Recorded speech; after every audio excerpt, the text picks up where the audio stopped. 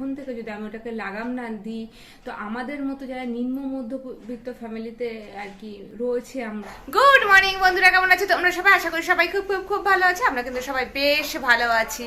তো আজকের ব্লগটা আমি এখান থেকে স্টার্ট করছি। আমি রান্নাঘরে, অলরেডি আমার ভাত হয়ে গেছে, সবার টিফিন হয়ে গেছে, আর এই যে পাখুম নেমেছে। না না, হটডগ এখনো আসেনি।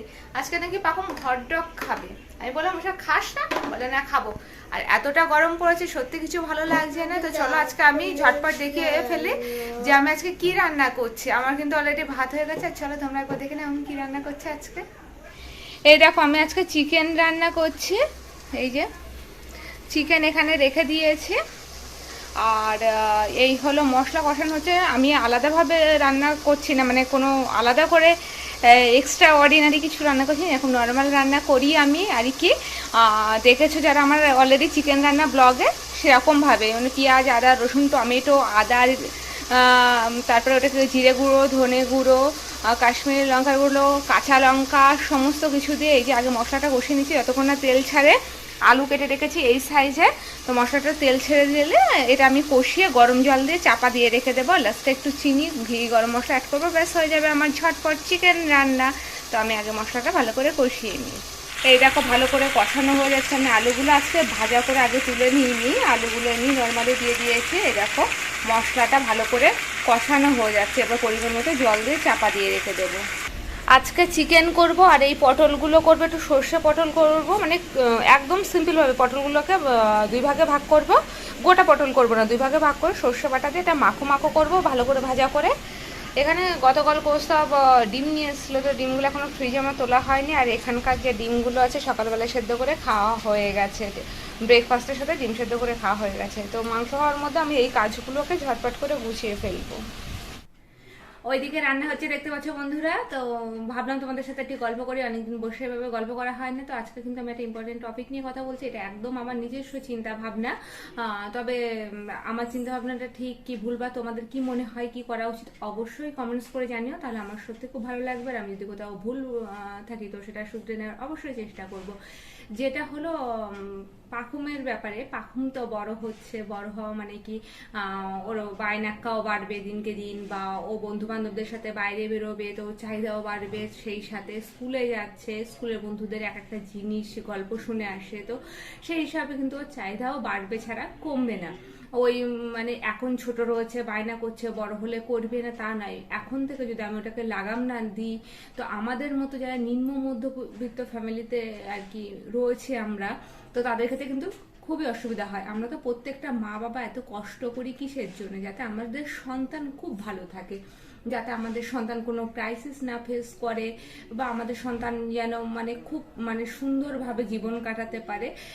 যে কষ্টগুলো আমরা মা বাবারা নিজেরা আর কি ছোটবেলায় করে থাকি, সবার হয়তো কষ্টের লাইফ হয় না, বাট যারা আমরা খুব স্ট্রাগল করে থাকি, আমাদের মতো যেন স্ট্রাগল না করতে হয়, ওদের লাইফ যেন অনেক বেশি স্মুথ হয়, তার জন্যই তো আমরা এত কিছু করি।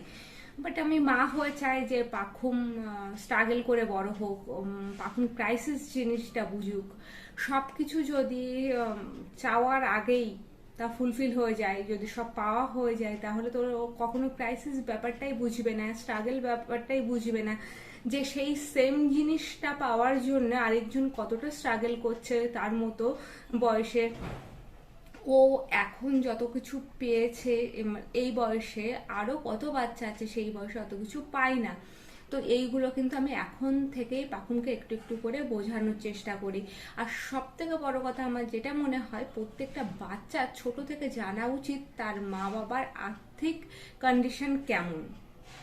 আমরা ভাবি যে হয়তো এখন বললে বাচ্চা কষ্ট পাবে বা বলে কি লাভ, বুঝবে না, এটা কিন্তু কোনো কথা নয়।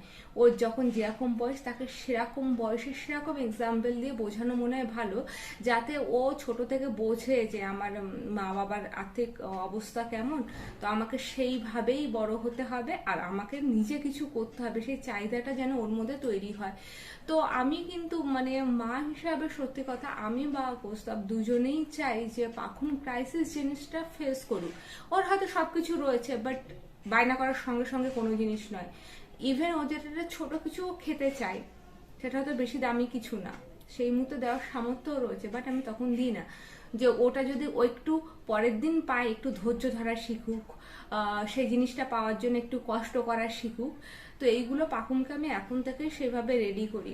অনেক সময় খেতে বসে বায়না করে, আজকে এই করনি, ওই করনি, আজকে কোনো টেস্টি খাবার করনি। বাট আমি ওকে তখন বোঝাই যে ঠাকুর তোমাকে আজকে যে খাবারটা দিয়েছে, এই খাবারটা হয়তো অনেককেই দেয় না, অনেকেই তোমার মতো বয়সে এখন না খেয়ে রয়েছে। তো ঠাকুর যেটা দিয়েছে সেটা সোনামুখ করে খেয়ে নিতে হয়। ভাবো এটা ঠাকুর আজকে তোমার জন্য দিয়েছে, মানে তুমি কত লাকি। আর যারা খেতে পাচ্ছে না, কষ্ট পাচ্ছে, তো তারা কতটা কষ্ট পাচ্ছে। আর আমি যে এই কথাগুলো তোমাদেরকে বলছি বন্ধুরা, এগুলো একদম আমার মনের কথা, আমার একদম নিজস্ব চিন্তা ভাবনা। আমি কাউকে ছোট বা বড় করেও কথা বলছি না, এটা একদম আমার চিন্তা ভাবনা যে পাখুম ক্রাইসিস দেখে বড় হোক, ওর মধ্যে সেই চাহিদাটা বাড়ুক যে আমাকে নিজে কিছু করতে হবে। তো এখন থেকে আমি চেষ্টা করে একটু করে বোঝানোর, পারিপার্শ্বিক পরিস্থিতি, আমাদের আর্থিক অবস্থা কেমন, আমরা কতটা এফোর্ট করতে পারি। ও যদি এখন থেকে একটু বোঝে, আমার মনে হয় ইন ফিউচার গিয়ে একটা ভালো রেজাল্ট আশা করতেই পারি, যে ও নিজের চাহিদা মেটানোর জন্যে বা আমাদেরকে ভালো রাখার জন্যে ও কিছু করুক।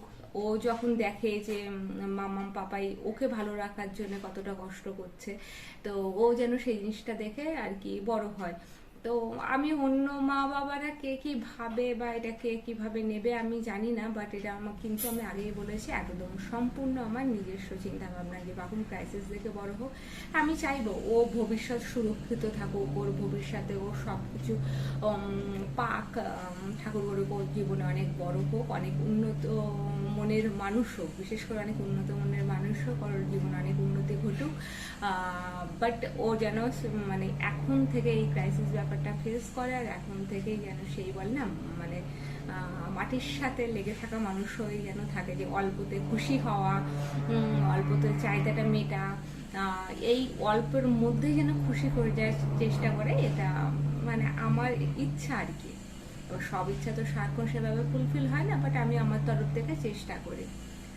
তো অনেকদিন ধরে ভাবছিলাম যে আমি এই জিনিসটা, এই পদক্ষেপটা এখন থেকে নিয়ে কি ভুল করলাম না ঠিক করলাম, তোমাদের সাথে অবশ্যই আমি এই ব্যাপারটা শেয়ার করব। তো আমি কিন্তু এটা এখনকার কথা না, পাখুম যখন আরো অনেক ছোট আমি তখন থেকেই ওর মাথায় একটু করে বলি। আর প্রচুর খেলনা রয়েছে, যদি সেম খেলনা কেনার জন্য বায়না করে, বলি যে পাখুম তোমাকে তো ঠাকুর এত খেলনা দিয়েছে, অনেক বাচ্চা আছে ঠাকুর তাদের কোনো খেলনা দেয়নি। এবার আমার ছোটবেলায় আমি অত খেলনা বা অত বিলাসিতে আমি নিজেই বড় হইনি, তো যার জন্য ওকে এগুলো বোঝানোর চেষ্টা করি।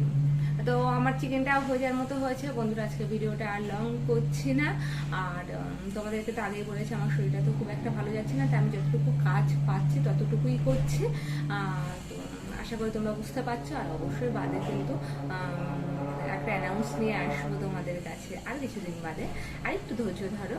তো চলো বন্ধুরা, সবাই ভালো থেকো, সুস্থ থেকো, আর দেখা হচ্ছে একটা নেক্সট সুন্দর ব্লগে। তো এখনকার জন্য সবাই টাটা, বাই বাই।